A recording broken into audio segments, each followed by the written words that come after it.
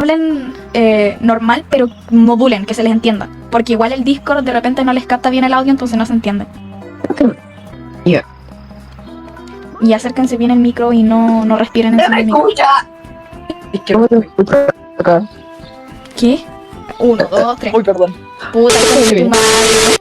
Hola a todos y bienvenidos a este espacio llamado Delincuentes en Funa, donde vamos a explorar, analizar y comentar grandes clásicos literarios. Yo soy Florencia. Yo soy Andrea, lista para hundirnos en la profunda depresión. Y su servidor Lucas para guiarlos en esta aventura. Por cierto, Lucas, estuve a editar esta wea. Y sigue la vida, you. Ya, listo. Hoy nos adentraremos en una de las tragedias más icónicas de William Shakespeare, Hamlet, una obra que ha resonado a través de los siglos, explorando temas universales como la moral, la venganza y la muerte. Esto nos lleva a una pregunta que nos ayudaría a centrarnos en el episodio de hoy. ¿La muerte es la única salida para que se restablezcan? Puta mierda. Todavía me amas como... Tú puedes. Esto nos lleva a una pregunta que nos ayudaría a centrarnos en el episodio de hoy. ¿La muerte es la única salida para que se restablezca el orden en un mundo corrompido? Probablemente la mayoría piense que no, pero nunca nos dimos el tiempo de verlo desde más perspectivas. Cuando uno tiene una idea hay que cuestionarse para ver qué tanta razón hay de por medio. Analizaremos el día...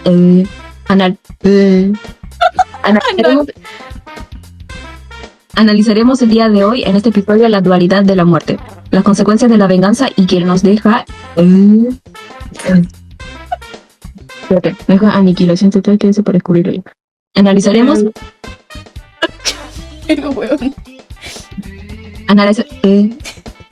Analizaremos el día de hoy en este episodio la dualidad de la muerte, las consecuencias de la venganza y qué nos deja esta aniquilación total. Quédense para descubrirlo. Ya, pero para empezar con todo este tema, ¿quién creen que sufrió más en la obra? Fui yo leyéndola. A veces se pone súper ambigua la escritura. Igual tú eres flojo para leer. Ya, pero pónganse serios, pues siervos. Ya, ok. Entonces yo diría que Ofelia, Ofelia, hija de Polonio llamada por Hamlet. Es una figura trágica usada como un peón por su padre y por Claudio para espiar a Hamlet. La muerte de su padre y el rechazo de este la volvieron completamente loca. Igual me da penita porque es una víctima inocente, destruida por la corrupción que la rodea. Hoy la wea. puede. Hace la wea bien, pues mierda. Ah, sí, Ofelia, su muerte. Un trágico ahogamiento. Puede verse como una liberación de su tormento psicológico. Insoportable. Ya que la pobre estaba atrapada entre el amor de Hamlet y las manipulaciones de su hermano y padre. ¡Exacto! Ella misma dice que su locura, que es incapaz de su propia angustia, indicando que se siente una profunda depresión y culpa que no le permite vivir en paz. Claro, entonces es por eso, su extraño suicidio accidental actúa no como una restauración del orden, sino como la única vía de escape de un mundo que la ha destruido. Eso mismo. Qué raro que justo cuando todo empezó a ir mal, ella se ahogara. Como que fue muy de la nada. ¿Y ustedes qué opinan de la mamá de Hamlet? ¿Smash or pass? Yo diría que es más. Pero ¿saben quién dijo eso sin dudarlo? Claudio. Falleció el papá de Hamlet y no perdió ni un segundo. Ah, no, ese tipo es pero terrible. Hermano del rey muerto, tío, y encima ahora padrastro de Hamlet. Asesinó a su propio hermano para robarle la corona y casarse con la reina. Súper cariparlo. Él es la fuente de la corrupción.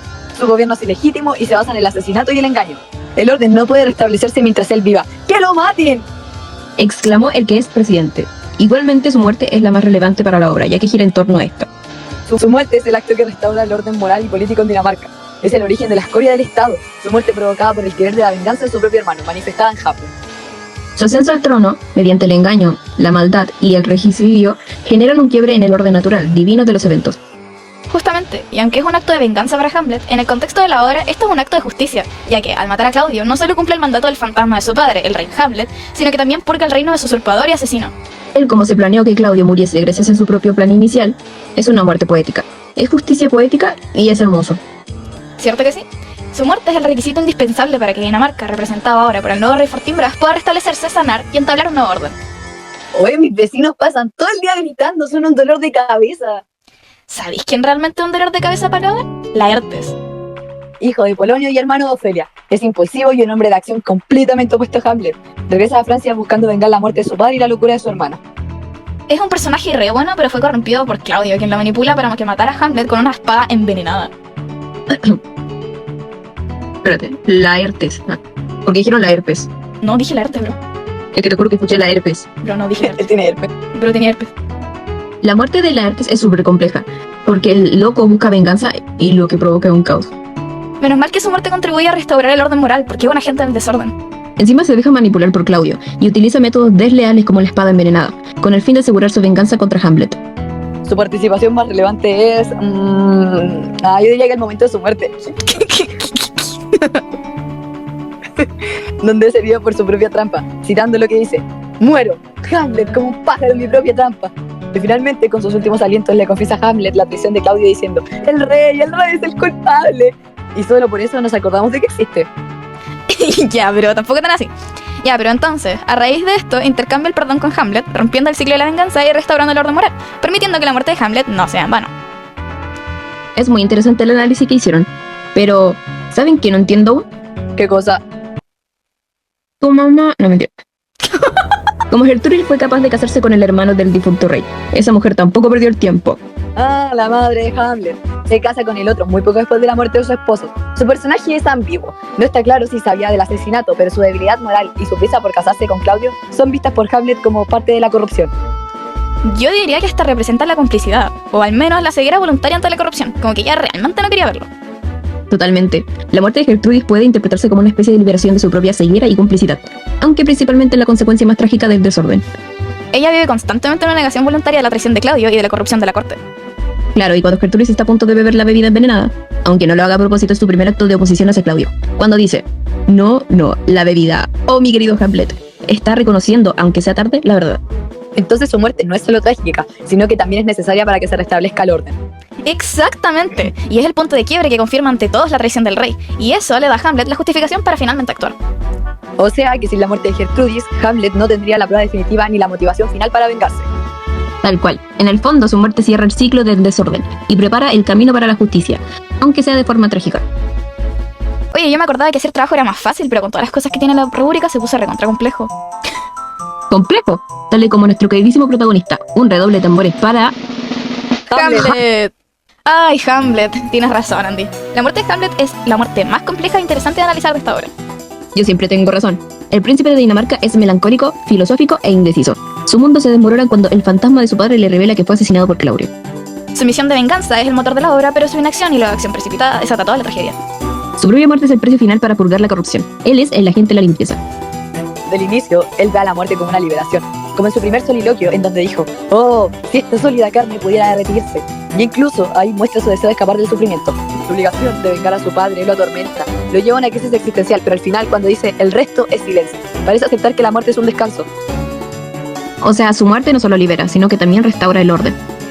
Claro, él es el flagelo y ministro del cielo. Castiga al culpable, pero también paga el precio por haber sido parte del mismo ciclo de violencia. Y al nombrar a Noregon Fortinbras como sucesor, asegura que Dinamarca tenga un futuro más justo y estable. Sí, su muerte cierra el círculo, purifica el reino y termina con la corrupción que lo consume. Chat, si lo piensan, nosotros somos como los 4 jinetes del apocalipsis, solo que somos 3, el terror de las pruebas. Y de las calles. Sí, caleta. Ya, podemos apurar esto, en serio, me estoy muriendo de hambre. Si te mueres de hambre ahora, tu muerte no sería trágica, sería ridícula. Ey, sería algo trágico para mí y además importaría por el bien de la trama de este podcast. No, mentira. De hecho, imagínate, si te mueres de hambre dentro de esta obra, los personajes te mirarían y dirían: pobre imbécil, había manzanas en los árboles. Son terrible, besas conmigo. Todos me odiaban. Pero mira, se acaba de dar con el punto exacto de la tesis. Tu muerte por hambre sería inútil, no resolvería nada. Pero sería un evento patético. Pero en Hamlet, la muerte es todo lo contrario. Toda la razón, Andy, te basaste. En Hamlet, la muerte trasciende su función de clímax trágico para funcionar como un dispositivo dual. No es solo el final, es la solución. ¿Un dispositivo dual? ¿Como que mata y además limpia? Algo así. Por un lado, es una liberación de conciencia individual del sufrimiento. Pensemos en el mismo Hamlet. El tipo estaba chato, dando en su mar de calamidades. Para él, morir fue casi un alivio.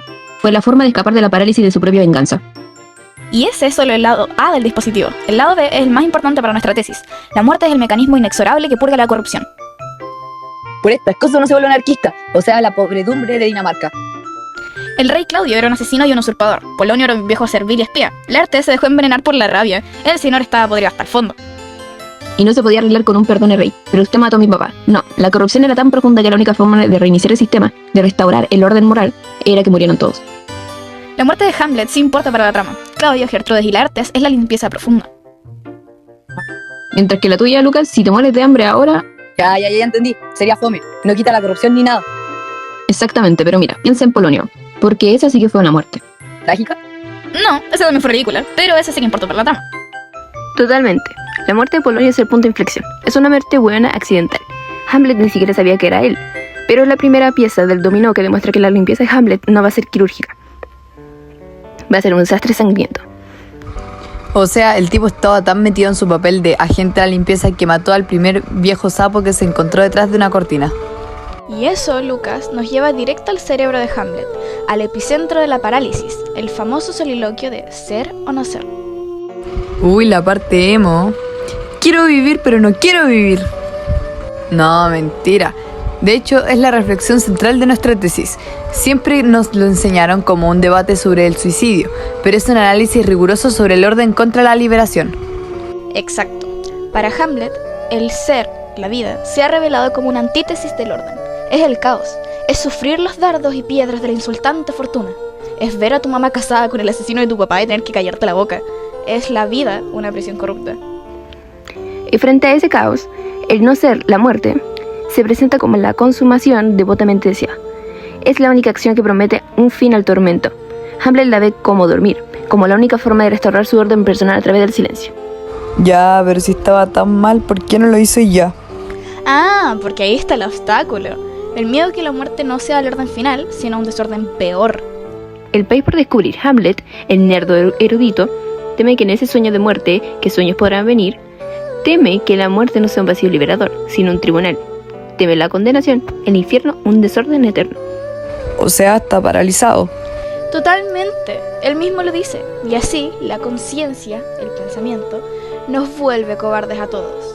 Su intelecto, su capacidad de ver ambos lados del dilema, le impide buscar la liberación, o sea, el suicidio, y también le impide imponer el orden, la venganza, de forma rápida. Y esa parálisis es la que irónicamente termina causando todas las demás muertes. Esto nos lleva a la gran comparación, la función de cada muerte en la obra. Es que si lo piensas, Hamlet es básicamente Game of Thrones, pero bien escrito. ¿Me estás diciendo que Daenerys es Hamlet? Daenerys intenta ser Hamlet, o más bien Fortinbras. Ella ve un mundo corrupto y decide que la única forma de restaurar el orden es con fuego. Pero la diferencia es clave, por eso Shakespeare le gana 1000 a D&D, es que Daenerys se corrompe en el proceso y se vuelve la nueva tirana. En Hamlet, el agente de la limpieza, que es el propio Hamlet, también tiene que morir. Tiene que haber un reinicio total. Laura entiende que para el orden se restablezca, la generación manchada por la corrupción no puede sobrevivir, ni el bueno ni el malo, ni el títere, ni la cómplice. Y Fortinbras es Bran, el tipo que no hizo nada en toda la obra, que llega al final a puro mirar y se queda con todo el reino. Exacto. De hecho, Fortinbras es el Bran que sí tiene sentido. Él es el orden limpio porque nunca tocó la corrupción de Elsinore. Él llega y dice, ok, gracias por matarse todos, ahora yo gobierno. Y eso nos lleva a nuestra gran teoría. La llamamos la teoría del disolvente universal. Suena un producto de limpieza, lo cual es irónicamente perfecto. La obra se inaugura con una fractura, un desorden original, el asesinato del rey. A partir de ahí, la muerte funciona con esta lógica dual que analizamos. Volviendo a la pregunta inicial, ¿la muerte es la única salida para que se restablezca el orden en un mundo corrompido? En el universo de Hamlet, la respuesta es un sí. Rotundo y trágico. La obra es una tragedia precisamente porque la corrupción es tan profunda que el diálogo, la política o la reforma ya no son posibles. El único disolvente universal que queda es la muerte. Qué heavy. Y qué increíble como Shakespeare nos deja esa reflexión. Y qué deprimente que 400 años después a veces miremos las noticias y pensemos, pucha, igual quizás Hamlet tenía un punto. Súper heavy. Menos mal que a mí lo único que me está matando es el resfriado. La tragedia de Hamlet nos obliga a despertar nuestra propia conciencia moral. Y la reflexión final es que el deber de actuar es la única forma de evitar la muerte, ya sea simbólica o real, como el único camino a la justicia. Agradecemos su atención y esperamos que este episodio de análisis, reflexión y charla les haya parecido interesante. Queremos terminar recomendando la obra de la que hablamos en este episodio de hoy. Si les interesa entender por qué la moralidad y la política siguen chocando el día de hoy, Hamlet es una obra atemporal que deben leer. Repetimos, muchas gracias por su atención y esperamos que les haya encantado este episodio y nos vemos la próxima con alguna obra literaria realmente interesante. 3.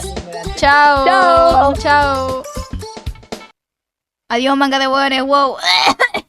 Suscríbete y dale a like si quieres suscríbete y dale a like si quieres ni no ni no ni no ni